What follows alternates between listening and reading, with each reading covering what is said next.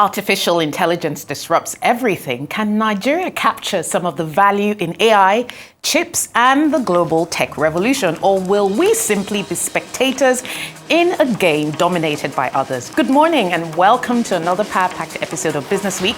This week, the African Development Bank is floating a bold idea, a critical minerals-backed currency that could redefine trade on the continent, while over in Zimbabwe, the country struggles to keep inflation in check as liquidity constraints bite. And in the US, DeepSeek's rise in rattling tech stocks markets is in the news, sending NVIDIA into its steepest decline in history and raising fears about the future of American dominance in AI. Meanwhile, Trump is doubling down on trade protections with a fresh 25% tariff on Canada and Mexico that kicks in today, while Chatham House reports and warns that Africa could be sidelined in global trade policy under Trump.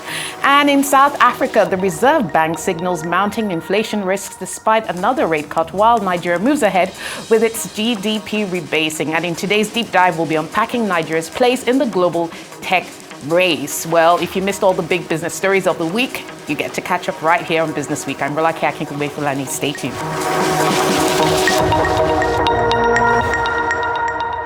So now we're looking at my top picks from around the world. First, we'll start with the Africa Development Bank. The Africa Development Bank is mooting the idea of a critical minerals-backed currency that will act as a sort of new gold standard for Africa. And part of the rationale behind this is really the idea that Africa needs to attract more investment into its green energy space. A lot of this on the back of the Africa Energy Heads of State Energy Conference, which happened in Dar es Salaam last week.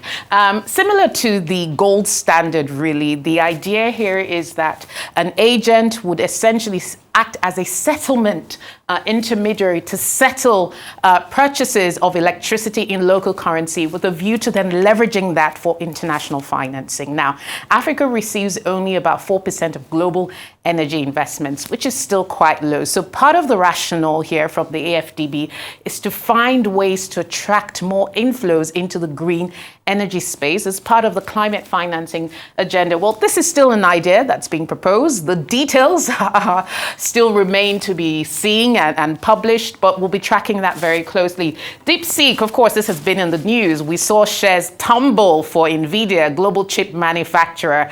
And the DeepSeek advent is really raising questions around the current valuation of global tech stocks. Now, the idea here being that it's been long thought that you require expensive chips from companies like NVIDIA in other to prop up the AI industry. But the DeepSeek approach is based on an open source model, a much cheaper way of developing artificial intelligence. Now, this is really shaking up conventional thinking in the sector. And we saw the NASDAQ fall by a whopping 3% on Monday during the week as a result of this market rout pulled by NVIDIA. Interestingly, the NVIDIA CEO is going to be meeting Donald Trump, US president, this week. Of course, concerns around US dominance in tech leadership. We'll be talking about that a bit later in the show. Norway is set to become the first country to fully transition to electric vehicles around the world.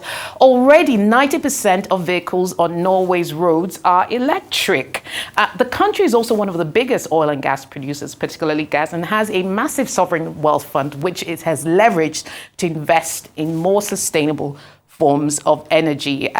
Global electric vehicles sales have been growing around the world. Norway clearly capitalizing on this trend and the energy transition. This is a major one, obviously, for Norway. Europe has also been passing legislation to transition to electric vehicles. So in one sense, one part of the world is moving towards the green energy and the energy transition. Another part of the world is seeking to boost oil and gas supplies. Quite an interesting dichotomy of dynamics going on there, but I guess congratulations to Norway. Zimbabwe inflation has gone back to double digits. Zimbabwe inflation actually went from 3.3% in December to 14% in January. Now, a large part of that has been fueled by the continued depreciation of the relatively new Zimbabwean currency, the gold-backed Zimbabwean currency known as the ZiG, which has continued to devalue against the US dollar. I think at the last reading from the markets, the exchange rate was about 24 ZiGs to the US dollar. Now, the government did impose some new taxes on energy, on food, on agricultural products last year, which may also be fueling the increased figures we're seeing here reported for inflation, but quite a worrying trend here for Zimbabwean inflation, not just for inflation, but for the currency and the exchange rate. As you know, Zimbabwe over the last few years has been playing around with its currency in order to try and bring back some stability, not just to monetary policy and dynamics, but to the economy as a whole. And this currency change we saw early last year was about the fourth attempt at introducing a new currency. And as we know, exchange rate volatility does feed inflation considerably in many African countries. And finally, Trump pledges to go ahead with tariffs. Well, as at the time of reporting now, the tariffs are actually enforced from today against Canada and Mexico, 25% tariffs against goods and services from Canada and Mexico. China will see a 10% tariffs. Now, the idea here is to try and force both Canada and Mexico to concede on issues around illegal migration to the US from both countries, as well as the smuggling of drugs, addictive drugs, I guess, like fentanyl, which the US administration has long lobbied against. Now, Canada and Mexico have both said they will retaliate. Mexico's striking is slightly more moderate tone. Canada has said it will retaliate. The prime minister in that country has made indications around that. If you recall, the first term of Trump, when he did slam tariffs against China, China retaliated with introducing tariffs on US farm exports, mostly from Trump supporters in the South and upcountry to China. So, look, it's never a win-win situation here. Everybody stands to lose with this sort of tariff approach around the world. Will the WTO wade in? Can it really wade in? How far will these tariffs go? And what impact will they have on things like oil?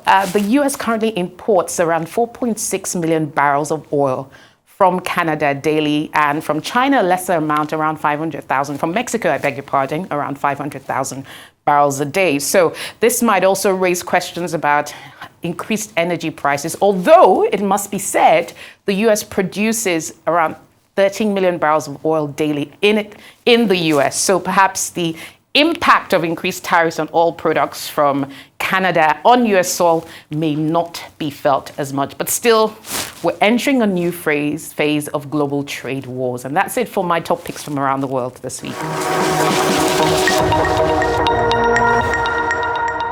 And now for some other top stories from around the world. We'll start with tech. OpenAI is negotiating a funding round that may garner up to $40 billion, increasing the AI company's worth to as much as $350 billion. Two individuals with knowledge of the negotiations who wish to remain anonymous due to the continuing nature of talks said that Masayoshi Son's SoftBank would lead the round with contributions ranging from 15% to 25%. Microsoft would lose ground to SoftBank as the leading supporter of OpenAI, of course. A portion of the funds might go towards OpenAI's investment in Stargate, a SoftBank subsidiary, and Oracle, which is a joint venture between AI and SoftBank. Now, President Donald Trump unveiled last week, according to sources, that he plans to meet the heads of key tech companies in the coming months.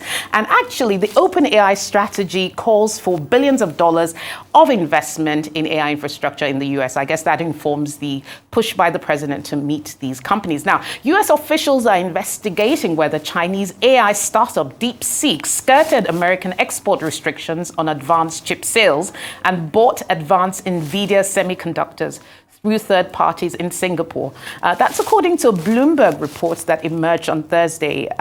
And let's look into this a bit closer. DeepSeek's success has come despite US export controls on cutting-edge chips to China. DeepSeek rattled markets earlier this week following its release of a super efficient R1 model at a fraction of the cost of AI models of US rivals like OpenAI's ChatGPT. Well, OpenAI said Wednesday that it is probing whether DeepSeek improperly used its data to launch R1. Driven by last year's tech rally, Norway's $1.8 trillion sovereign wealth fund, the largest in the world, declared a record annual profit of 2.51 trillion crowns. That's about 220 billion US dollars. That news emerged on Wednesday. It exceeded the 2.2 trillion Norwegian crowns made in 2023 and was the second consecutive year of record earnings. According to fund statistics, tech companies accounted for about half of the return, with Nvidia leading the pack. Chatham House, a British international policy think tank, has predicted that President Trump may likely sideline Africa as a continent and choose to strike bilateral deals with selected countries on more of a transactional basis. In a treatise titled Africa in 2025, Economic Growth Despite Persistent Problems, and written by its research director, Dr. Alex Vines, the organization argued that the Africa Growth and Opportunity Act, AGOA, which grants African nations duty-free access to the US market for specific products, currently faces uncertainty. However, it said that although AGOA deals may be renewed this year under Trump, it will be in a more transactional form, potentially narrowing tariff-free access. As it attempts to settle a disagreement over new laws that President Cyril Ramaphosa has authorized, South Africa's second largest political party declared that it is still dedicated to the nation's so-called national unity government. In Joburg on Tuesday, the Democratic Alliance leader John Steenhuisen assured reporters saying, and I quote, "We're totally committed to the GNU. However, as the second largest party, we must ensure that the DA has the freedom to express itself and present alternatives. It is quite difficult to defend further involvement in the government of national unity if this has not been feasible." For the third consecutive meeting, South Africa's central bank reduced borrowing costs, but it cautioned that there are now more risks to the inflation outlook.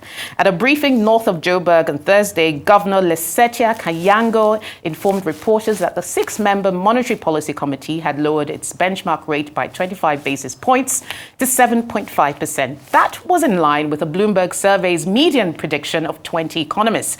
There was only one analyst who predicted a 50 basis point decline. Nigeria's consumer price index and gross domestic product will be rebased to guarantee that economic indicators appropriately represent the conditions in the nation.